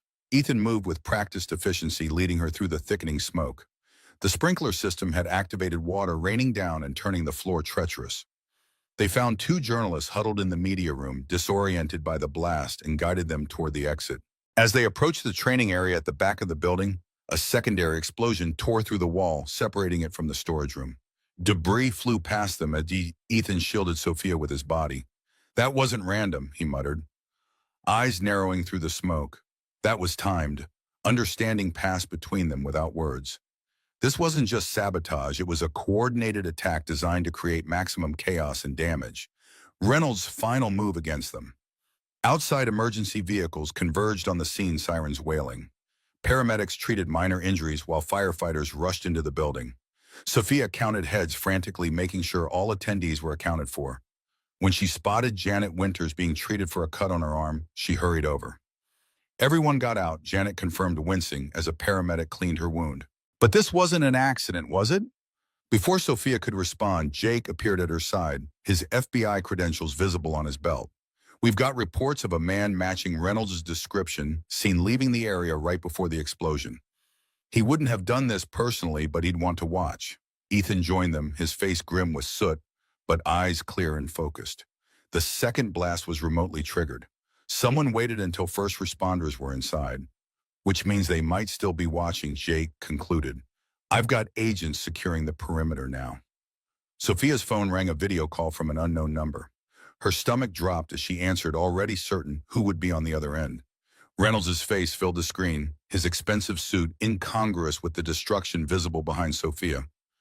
Quite the opening ceremony, Sophia, though perhaps not what you had planned. Something in his smug satisfaction pushed Sophia's fear into cold fury. Is this what you've become, Charles, a man who bombs buildings? His smile faltered slightly, merely a demonstration of what happens to those who overreach. The center can be rebuilt if you drop your testimony and recall those engineering reports. Sophia's grip tightened on the phone. 17 people died because of those defective devices. I won't help you escape responsibility for that. A pity. Reynolds' expression hardened, because the next demonstration won't target a building. His gaze shifted to something off-camera. Such lovely girls, Emma and Leah. So trusting when the nice lady showed up, claiming to be from their school, saying there was an emergency. The world seemed to tilt beneath Sophia's feet. Behind her, she heard Ethan's sharp intake of breath. Jake immediately began speaking into his radio, dispatching agents to check on the girls at the safe house. Reynolds continued savoring their reaction. Don't worry, they're unharmed, for now. But their continued well-being depends entirely on your cooperation. I'll be in touch with specific instructions. The call ended abruptly. Sophia turned to Ethan, seeing her own horror reflected in his eyes. How could he have found them? The safe house location was known only to a handful of people. Jake returned his expression, confirming their worst fears. The girls are gone. Mrs. Peterson, the neighbor watching them, was found unconscious, drugged, not seriously injured. No sign of forced entry, which meant someone they trusted had betrayed them. Someone with knowledge of their security precautions in the girls' location. We need to move now, Ethan said, his voice deadly calm, despite the storm clearly raging within him. Before he gets them out of the state, Jake nodded grimly. I've already put out an Amber Alert with descriptions of both girls. All law enforcement agencies in a 3-state radius are being notified. But we need to identify who gave up their location. Sophia's mind raced through possibilities. Who knew where the girls were staying? Jake, obviously, since it was his house. The neighbor, Mrs. Peterson. The school had been notified of their temporary absence. And Bradley, who had dropped off supplies yesterday after meeting Sophia at the center. Bradley, she realized with dawning horror. He'd been acting strange during that meeting, nervous, constantly checking his phone. She'd attributed it to general anxiety after the threats he'd received. But what if Reynolds had gotten to him? Forced him to cooperate by threatening his sister. She shared her suspicion with Jake, who immediately dispatched agents to locate Bradley. Ethan, meanwhile, had shifted fully into combat mode, his movements precise and his focus laser sharp. I need access to traffic cameras near the safe house, he told Jake. Time frames, vehicle descriptions. And we need to check if Reynolds owns any properties within driving distance. While Jake coordinated with his team, Sophia received another call, this time from Reynolds' attorney. Ms. Grant, my client wishes to resolve this situation peacefully. He's prepared to exchange the children for all evidence related to the medical device reports. Sophia forced herself to remain calm, knowing she needed to buy time. How do I know the girls are safe? You'll receive proof of life shortly, but I must emphasize that my client's patience is limited. You have 3 hours to compile all copies of the reports and related documentation. She ended the call and immediately relayed the information to Ethan and Jake. 3 hours. That's our window to find them before Reynolds forces an exchange. Jake's phone chimed with an update. Agents had located Bradley, who broke down immediately under questioning. Reynolds had indeed threatened his sister's life, forcing Bradley to provide information about the safe house and security arrangements. He'd also confirmed that Reynolds was using a hunting cabin owned through a shell company located in the mountains about 90 minutes from the city. Ethan was already moving toward Jake's SUV. I know those mountains. If that's where he's holding them, there are only a few access roads. A tactical team is assembling, Jake cautioned, falling into step beside him. We should wait for backup. Ethan's expression brooked no argument. My daughter is with that monster. I'm not waiting. Sophia joined them at the vehicle, her business suit now streaked with soot and water from the sprinklers, her CEO polish stripped away by urgency and fear. I'm coming too. The drive to the mountains passed in tense silence, broken only by updates from Jake's team. Satellite imagery had confirmed activity at the cabin, including 2 vehicles and what appeared to be a private security detail, 3 armed men patrolling the perimeter. They're professionals, Jake warned, as they approached the area, pulling onto a forestry road that would bring them within hiking distance of the cabin without being detected. Former military or law enforcement. Reynolds isn't taking chances. Ethan checked the tactical vest Jake had provided from his trunk, adjusting the straps with practiced efficiency. Neither am I. Jake outlined the approach plan while they prepared. The tactical team would be 20 minutes behind them, but Ethan insisted they couldn't wait. They would conduct reconnaissance, establish the girls' location within the cabin, and prepare for extraction. No engagement unless absolutely necessary until backup arrived. As they hiked through the dense forest, keeping low and moving quietly, Sophia's mind filled with images of Emma and Leah, frightened, confused, wondering why no one had come for them yet. The thought fueled her determination, pushing her forward despite her inappropriate footwear and the rough terrain. They reached the observation point Jake had identified from satellite imagery, a ridge overlooking the cabin with sufficient tree cover to conceal their presence. Through binoculars, they could see the 3 guards stationed strategically around the property. The cabin itself was larger than Sophia had expected, with a wraparound porch and multiple rooms visible through windows. Movement behind one of those windows caught her attention. 2 small figures seated at what appeared to be a dining table, an adult female figure standing nearby. Sophia handed the binoculars to Ethan, her hand trembling slightly. "Second window from the right," she whispered. "It's them." Ethan studied the scene, his expression revealing nothing but his white-knuckle grip on the binoculars, betraying his emotion. They look unharmed. Woman with them appears to be armed. Guards rotating positions every 15 minutes. Jake received confirmation that the tactical team was now 10 minutes out. "We hold position until they arrive," he insisted. "Going in against those odds risks the girls." Ethan's gaze remained fixed on the cabin. "We don't have the luxury of waiting. If Reynolds realizes law enforcement is closing in, he might move them. Or worse." Before Jake could respond, his radio crackled with an urgent update. Reynolds had been spotted en route to the cabin, estimated arrival in less than 5 minutes. The tactical team was being delayed by a downed tree across the access road, possibly placed deliberately. Decision point. Ethan murmured the military term hanging between them. With Reynolds arriving, the situation would change rapidly. Once he was inside, extracting the girls would become significantly more complicated. Sophia stared at the cabin, at the small figures of Emma and Leah visible through the window. Everything they had built, the center, their partnership, the fragile new life they were creating, hung in the balance of the next few minutes. "I have an idea," she said suddenly, the outline of a plan forming in her mind. "Reynolds doesn't know we found them. He's expecting me to agree to the exchange." Ethan caught on immediately. "You make contact, keep him talking, distracted. While you go in from the rear," Sophia confirmed. "The guards are focused outward. If they believe I'm still negotiating, they won't be expecting an extraction attempt." "It's risky," Jake cautioned, "but it might be our best option given the timeline." He checked his weapon. "I'll create a diversion to draw the perimeter guards when you give the signal." Sophia moved back toward the forestry road where she would have clear cell reception to call Reynolds. Ethan caught her arm before she left, his eyes meeting hers with an intensity that stole her breath. "Be careful," he said, simply the words carrying the weight of everything they weren't saying. Everything they hadn't had time to acknowledge amid the chaos of recent weeks. "You too. Get our girls back." Sophia squeezed his hand once, then moved quickly through the trees, her mind already composing the approach she would take with Reynolds. When she reached the designated spot, she called the number his attorney had provided. Reynolds answered on the second ring, his voice smug with anticipated victory. "Ready to make the exchange, Sophia." She forced confidence into her voice despite the fear clawing at her throat. "I have the files, Charles. All copies. But I need to speak with the girls first." Reynolds chuckled. "So predictable. Put yourself in my position, Sophia. Why would I give up my leverage before receiving what I want?" "Because you're a businessman," she countered, playing to his ego while watching the time. "You understand good faith gestures in negotiations." Let me speak to them, confirm they are unharmed, and I'll tell you where to find the files. There was a pause, then the sound of movement. Reynolds appeared to be traveling the background noise, suggesting he was in a vehicle. Very well, a brief conversation. Then we discussed terms. Sophia heard muffled instructions. Then Emma's frightened voice came through the phone.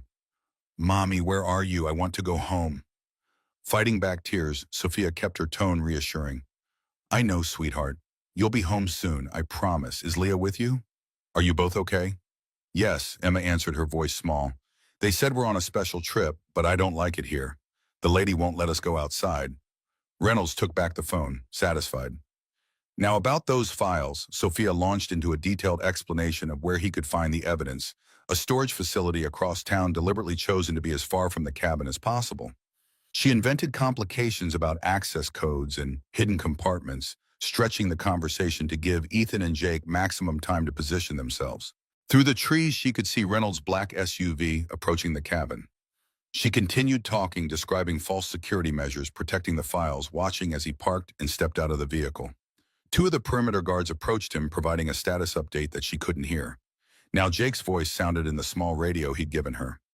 Diversion in 30 seconds. Sophia needed to keep Reynolds outside, away from the girls. These files destroy you completely, Charles, she said, her voice harder now. Every decision that led to those deaths documented in your own words. The families of those 17 people deserve justice. She could see Reynolds' posture stiffen, even from a distance. Always so self-righteous, Sophia. You built that company on the same compromises you now condemn. The only difference is that I was honest about the costs of success.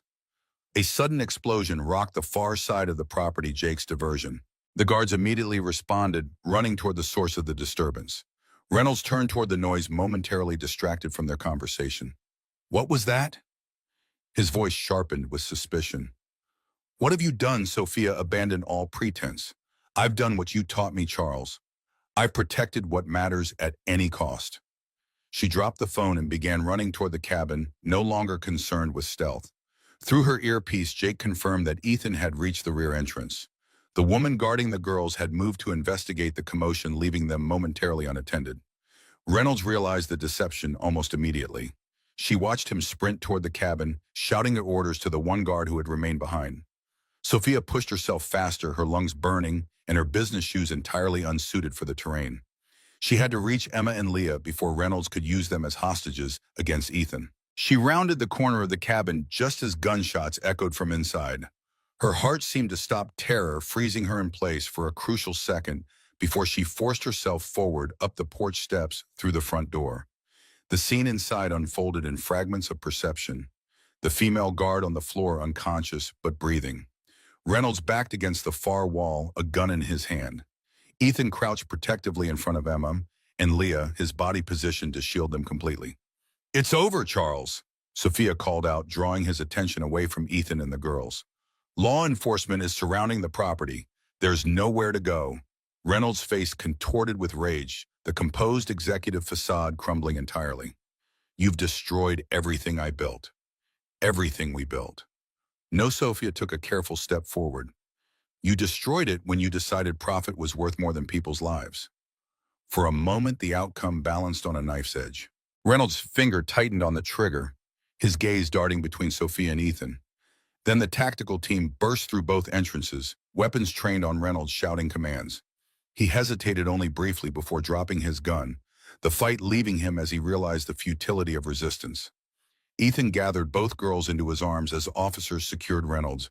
Emma broke free immediately, running to Sophia with tears streaming down her face. Mommy, you came!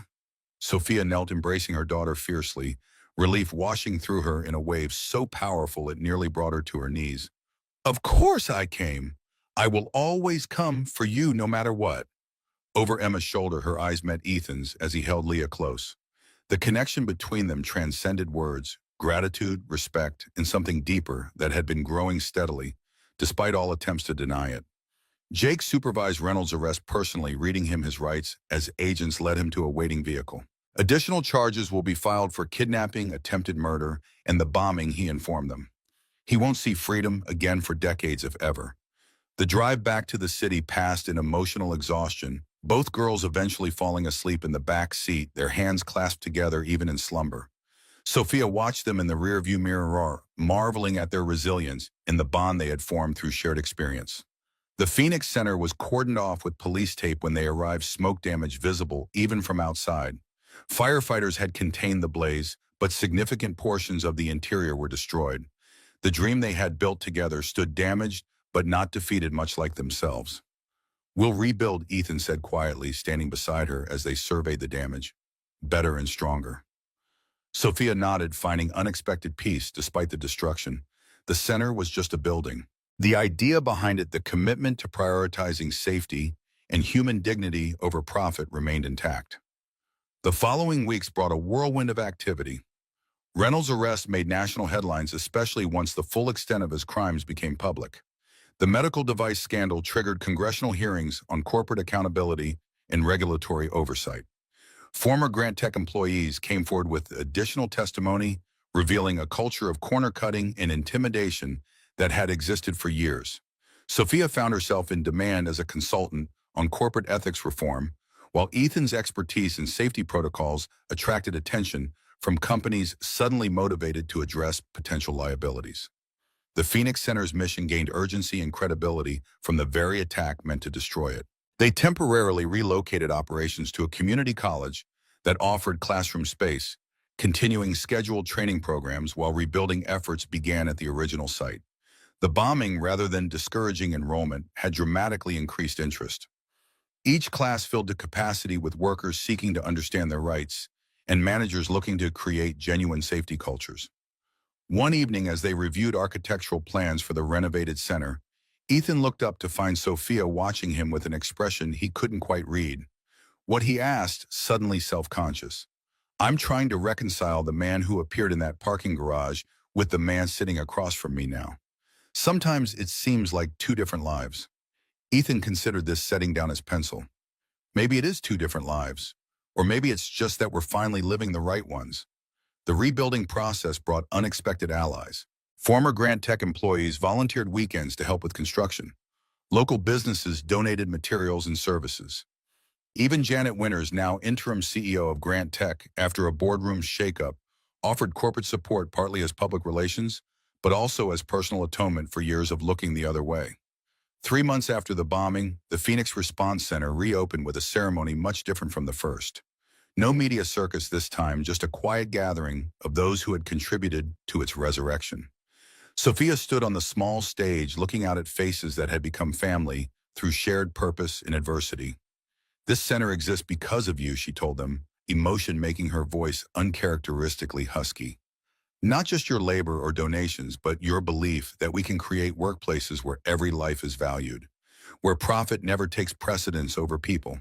As she spoke, her gaze found Ethan standing at the back of the room, Leah perched on his shoulders for a better view. Emma stood beside them, holding Leah's hand to steady her. The image caught in Sophia's throat, this unlikely family they had formed through crisis and courage. The center thrived in the months that followed. Corporate clients sought their training programs, recognizing that proactive safety cultures ultimately protected both workers and bottom lines. Community classes reached those most vulnerable to workplace exploitation. Government agencies began recommending their accountability frameworks as industry best practices. Through it all, Sophia and Ethan maintained their professional partnership during work hours, careful to keep personal feelings from complicating their shared mission. But outside the center, their relationship evolved with cautious, deliberate steps. Family dinners became regular occurrences. Weekend outings with the girls created memories untainted by crisis.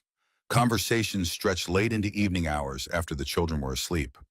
6 months after the reopening, they received news that Reynolds had been convicted on all counts, including 17 counts of negligent homicide related to the defective medical devices. The sentence, 30 years without possibility of parole, offered closure to families of victims and to Sophia and Ethan themselves. The shadow that had hung over them since the warehouse confrontation finally lifted. That evening, they took the girls for ice cream to celebrate, though they framed it as simply a special treat rather than explanation of the legal proceedings still beyond childish understanding.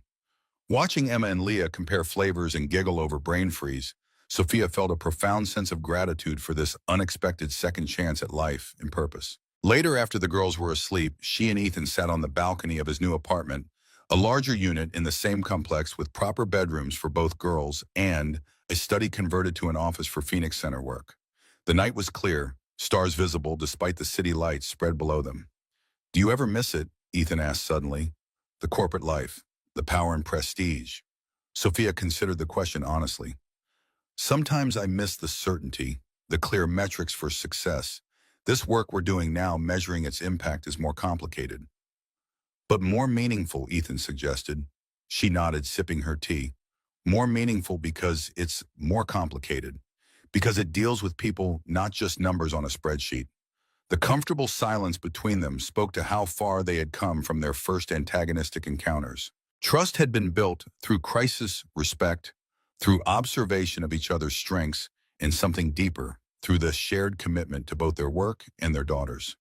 When Sophia finally broke the silence, her question surprised even herself. "Where do you see us in 5 years, Ethan?" He didn't pretend to misunderstand the question. "The center will be established nationally by then," he said thoughtfully. "Satellite locations in other states. Maybe federal legislation incorporating our accountability frameworks." "That's the work," Sophia pressed gently. "I'm asking about us." Ethan turned to face her, fully moonlight catching in his eyes. "Us is wherever we choose to be. Together, if that's what you want. The center, the girls, a life built on purpose rather than just ambition." His voice softened. "I've learned not to plan too far ahead, just to recognize what matters and hold on to it with both hands." The moment hung between them, heavy with possibility. Sophia found herself thinking of the corporate executive she had been driven isolated, measuring success in market share and stock prices. That woman would never have imagined finding fulfillment in a modest training center or family in the man she had once fired and the daughter who wasn't biologically hers. "I want that," she admitted finally. "All of it. The center, the girls, you. This life we've stumbled into somehow." Ethan's smile held no triumph, only quiet joy and perhaps relief. "I want that too. Have for a while now." Their first kiss was tentative, a crossing of boundaries, carefully maintained through months of partnership and friendship. But it carried the weight of everything they had survived together, every challenge overcome, every moment of courage and vulnerability shared. The Phoenix Center's one-year anniversary arrived with spring, marked by a community celebration that filled the renovated building with laughter and purpose. Former students returned to share how their training had prevented accidents or improved workplace conditions. Corporate clients testified to cultural transformations within their organizations. Government officials spoke of the center as a model for similar initiatives nationwide. Amid the festivities, Sophia found herself drawn to the small memorial garden created behind the building, a peaceful space dedicated to those who had lost their lives due to safety violations and corporate negligence. The 17 victims of the defective medical devices were commemorated there, along with others whose stories had emerged during the center's work.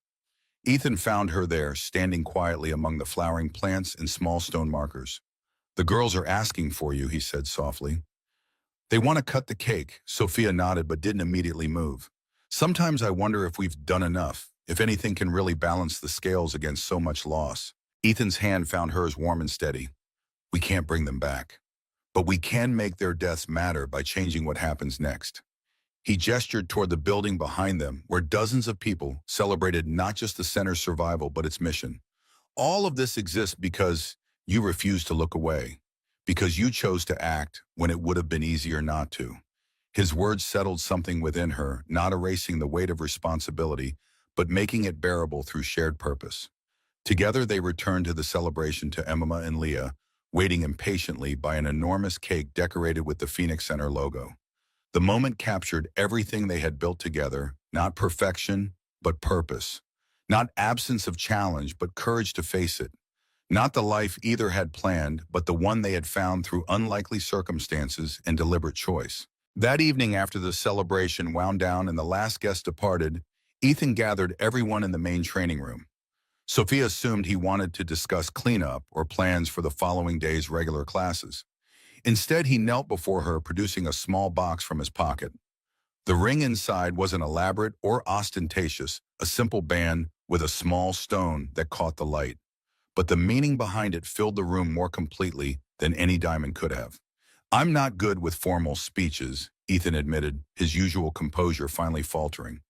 But I know what matters now. You, the girls. This life we've built together. I want to make it official, if you do too. Emma and Leah watched with barely contained excitement, clearly co-conspirators in the plan. Sophia realized they had been unusually well-behaved during the cleanup, keeping her distracted while Ethan prepared.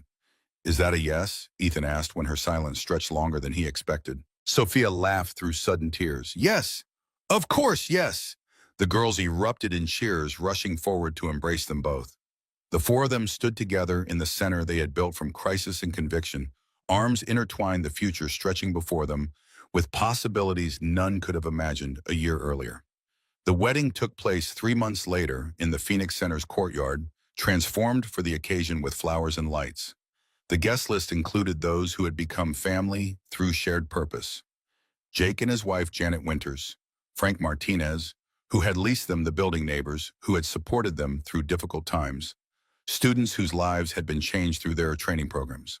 Leah and Emma served as flower girls, solemn with the responsibility, until they reached the end of the aisle where they broke into identical grins of triumph. The ceremony itself was brief but meaningful, focusing not on traditional vows, but on commitments they had already demonstrated through action to stand together through challenge, to protect what mattered, to build something meaningful, not just for themselves, but for others.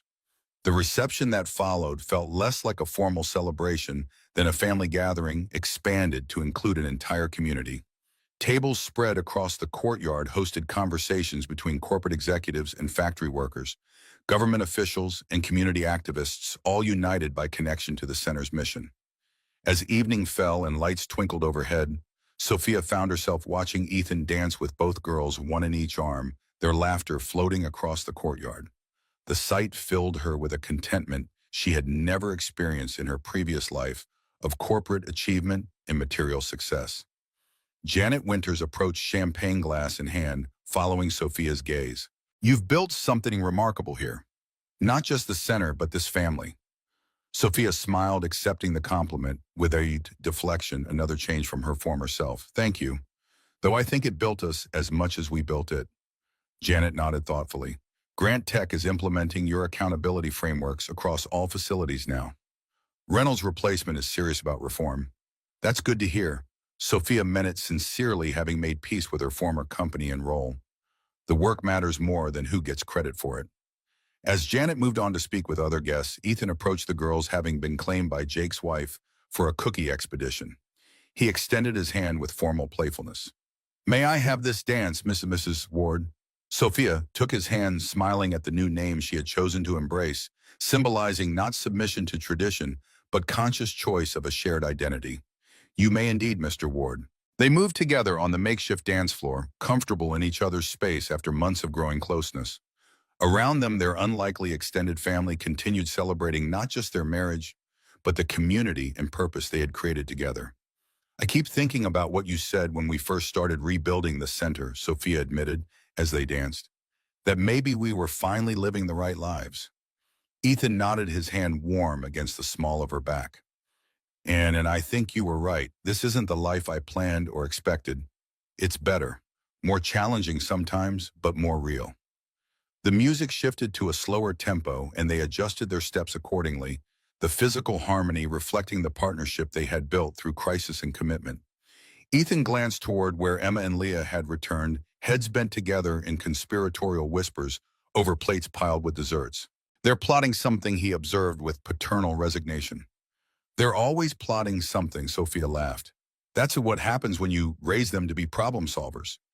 As if on cue, the girls approached, matching expressions of determined innocence on their faces. Dad, we need to borrow Mom for a super important wedding thing, Leah announced. Super important, Emma echoed solemnly. Ethan released Sophia with exaggerated reluctance. I suppose I can spare her for a super important wedding thing, but I expect her back intact. The girls led Sophia toward the Phoenix Center building, unusually serious in their mission. Inside, they directed her to the memorial garden, now illuminated by soft landscape lighting. There they presented her with a new addition, a small orange paper crane hanging from one of the garden fixtures. We made it for good luck, Leah explained. Like the one I made before, remember? Sophia did remember the small orange crane Leah had given her during those first tentative days of their relationship, a token of childish hope that had somehow helped sustain her through the darkest moments. Emma pointed to writing on the crane's wing. We wrote something inside too. Carefully, Sophia unfolded the delicate paper creation. Inside, in Leah's careful handwriting, surrounded by Emma's decorative stars, were the words, "Heroes are just people who don't walk away." The simple truth caught in Sophia's throat, not because it was profound, but because it had come from these children who had seen both the worst and best of human nature, who had experienced fear and danger, but also courage and protection, who understood perhaps better than many adults what truly mattered.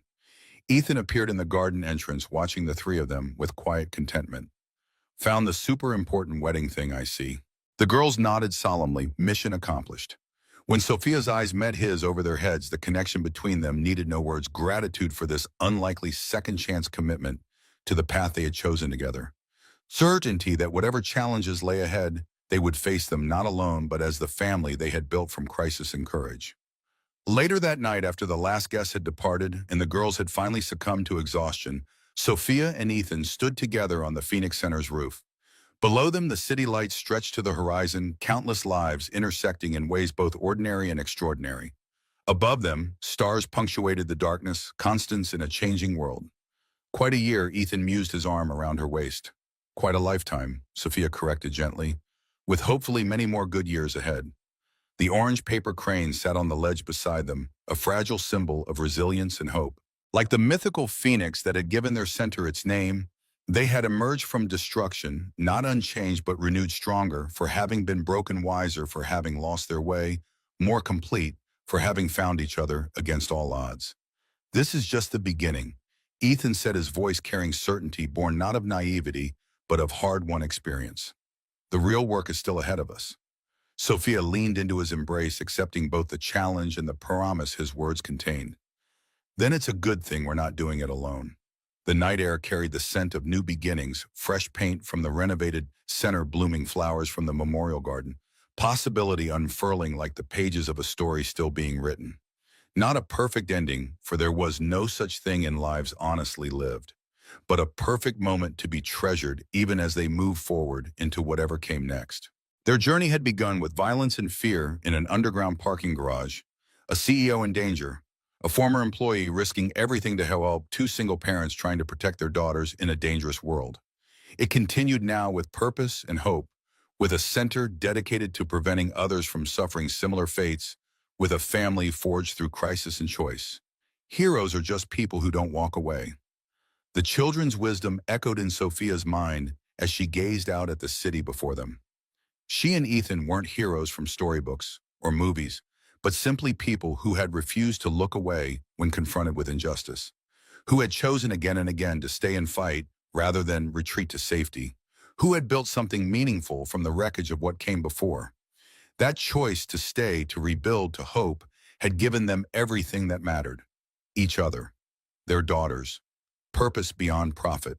A life measured not in acquisitions, but in impacts, not in power, but in positive change. As they stood together under the stars, the future stretched before them, not guaranteed or certain, but possible in all the ways that mattered most. Whatever challenges it held, they would face them together, stronger for everything they had already overcome, determined to keep choosing courage over convenience, integrity over expediency, love over fear.